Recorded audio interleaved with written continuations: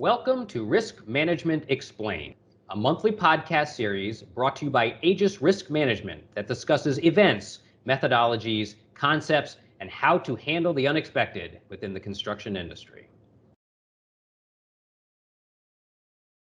Thank you everyone for joining the very first episode of Risk Management Explained, a monthly podcast where we discuss different risk concepts, methodologies, events, and how to handle the unexpected in the construction industry. In this episode, we will be discussing COVID-19 and its impacts on the construction industry with the president of Aegis Risk Management, Russell Wadiska. Russell has worked exclusively on risk and disputes for over a decade and has been a testifying expert specializing in schedule delay, loss of productivity, and cost impacts on a multitude of projects. Russell, thank you for joining us today.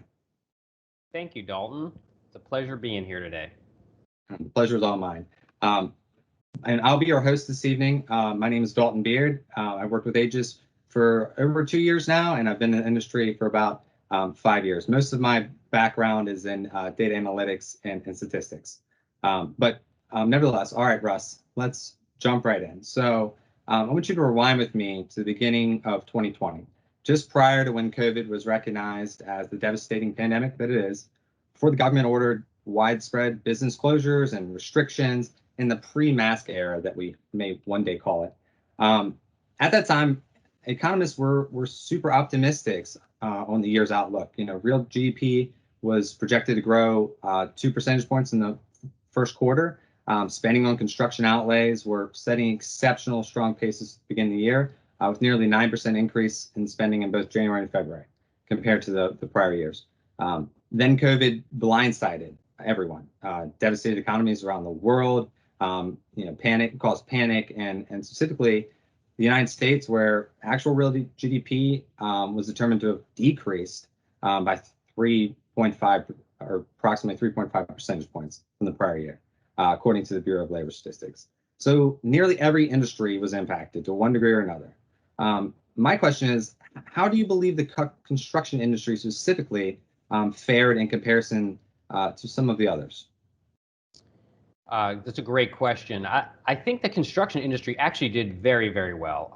We began as an industry deemed to be an essential service. So that came with some, really good elements, but also some challenges as well. We didn't have the chance to sort of, as an industry, step back and kind of figure it out in advance and then attack it. We were sort of learning to deal with COVID in real time.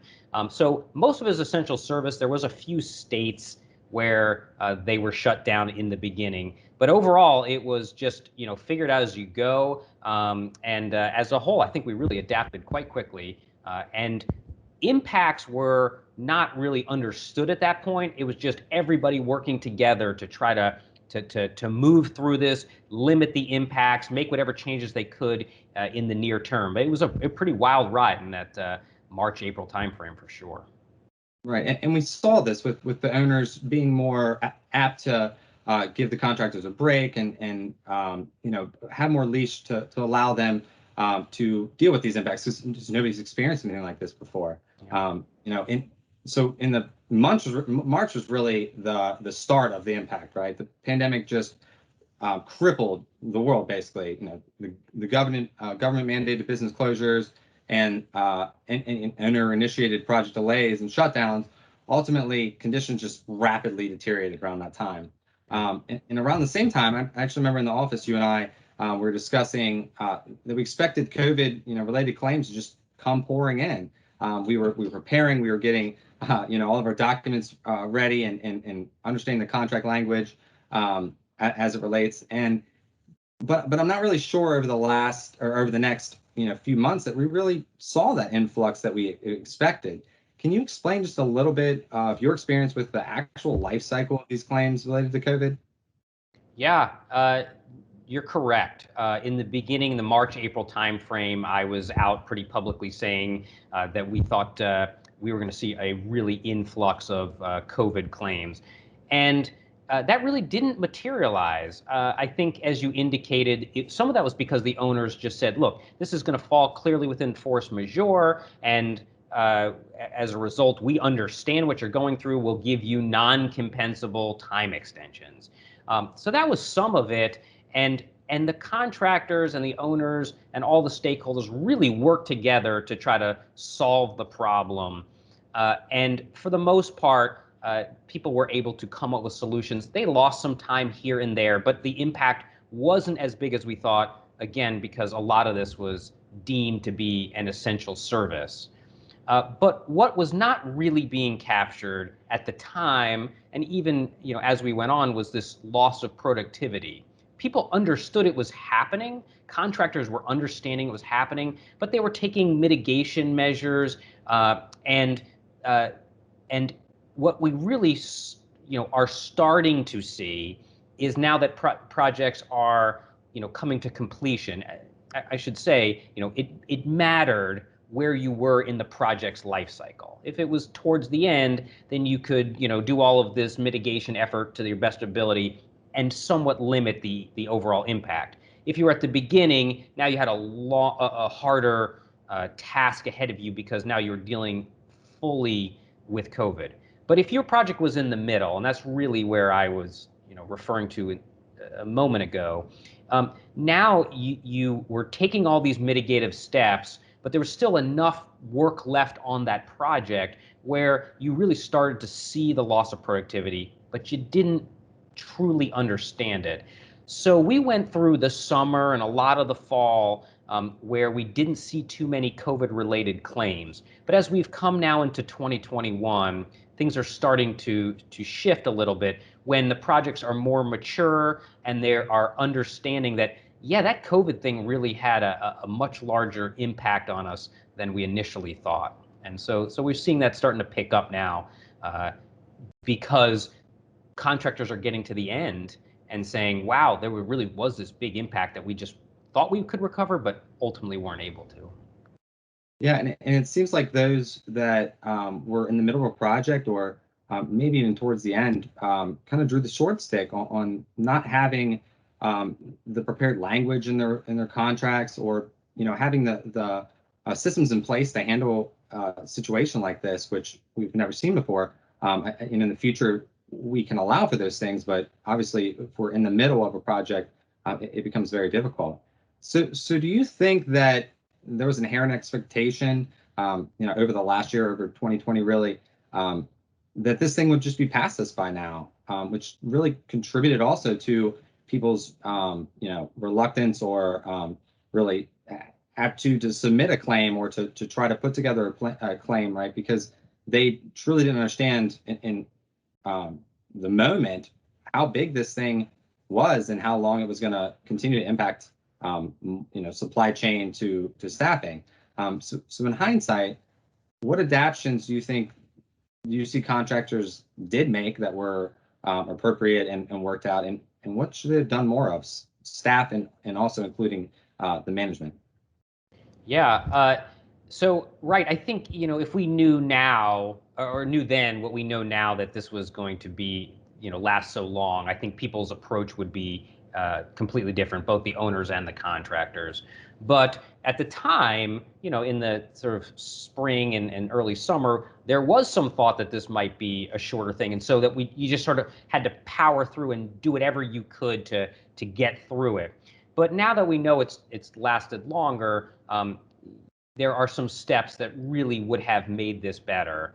And those contractors that either had those things in place or really put them in place are the ones that are faring the best. The thing we saw overwhelmingly, for sure, was adjustments to safety procedures. That was sort of the first change, and some significant changes that we definitely saw.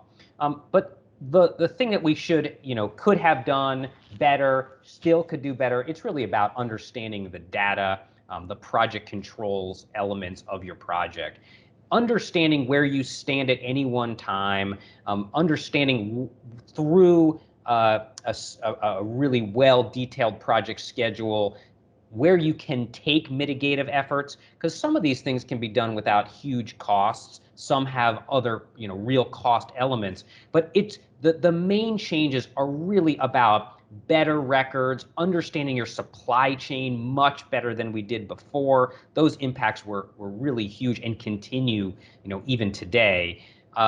And just really looking at how you are computing durations on projects. Some contractors in the past had really based it on sort of general rules of thumb. That's never the way to do it, but that is, the practical reality. If you've been doing this for a long time, you say a certain activity for a certain size should take, let's say, 10 days. And that's just your assumption. That's what you put in the schedule.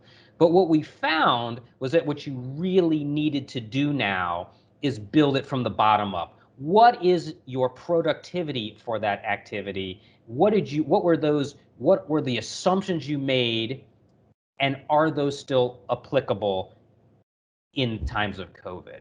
And for those who were building up from the bottom and those who made that transition to really understanding productivity are the contractors who were better off, and who I will always contend will continue to be better off. Right, and that's, obviously being kind of my forte, the data side of things. We can do anything with data if you have the data. We can, prove miracles with data if it's tracked properly and accurately, right? That's the problem. Getting it tracked and getting the administration team and everybody else to get on the same page as the superintendent and the executives ultimately. So getting on the same page is definitely, something moving forward that we, prepare better. So I think sorry to interrupt you here, but I think that is just sort of a general tenet here from the lesson to be learned here.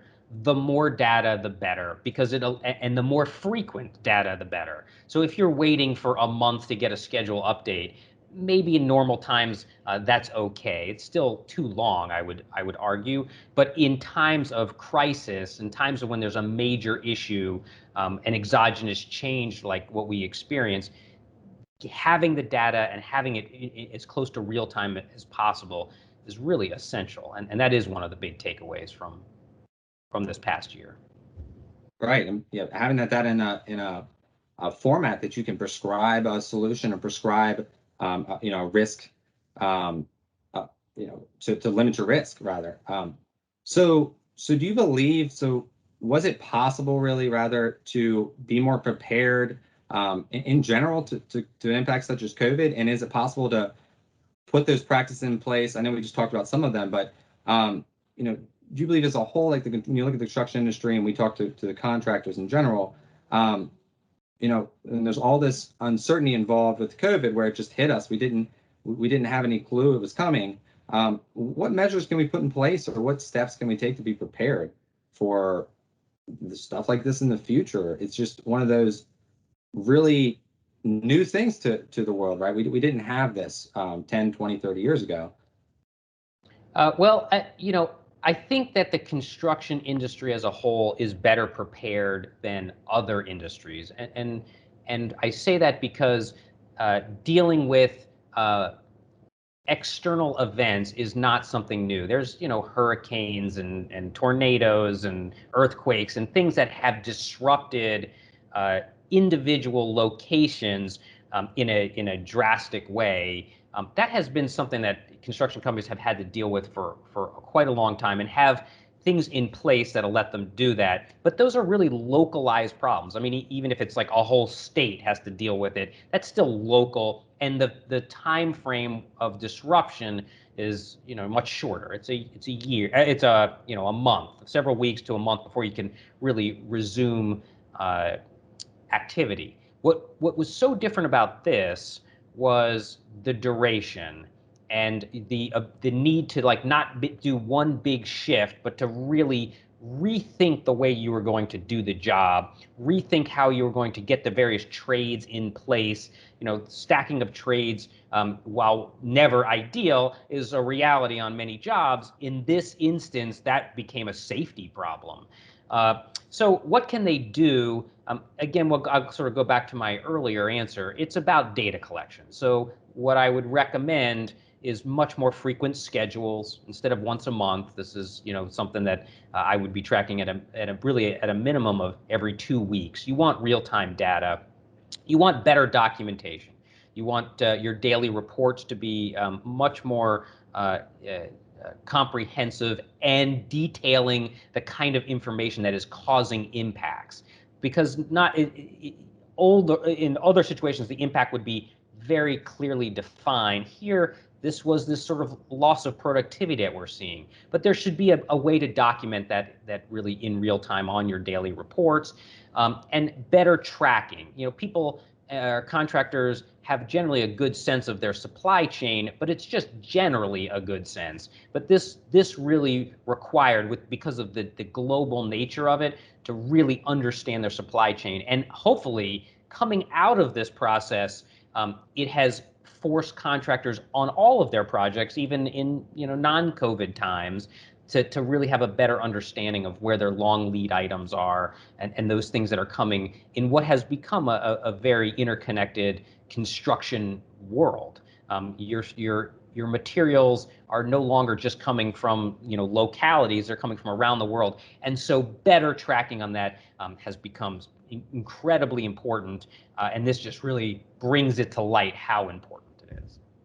And in general, I just want to know, tracking via Excel or a spreadsheet format, some type of database, rather than PDFs or handwritten material, is definitely the way to go. It's very hard from our end, especially. Well, that's spoken like a true data analyst.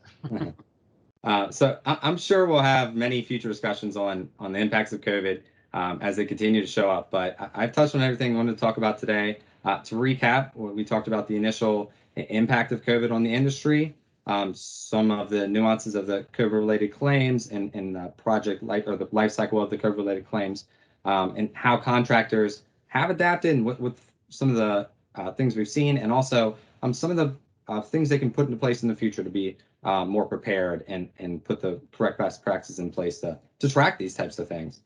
So thank you to all our viewers and listeners for joining us today. I also wanted to thank you, Russell, for taking the time to have this impactful discussion on a topic that is so relevant today and will continue to have consequences on the construction industry in the future. Be sure to check out our other episodes of Risk Management Podcast on Aegis YouTube channel. We release new episodes on exciting topics every month. All right, great, Dalton. Thank you very much.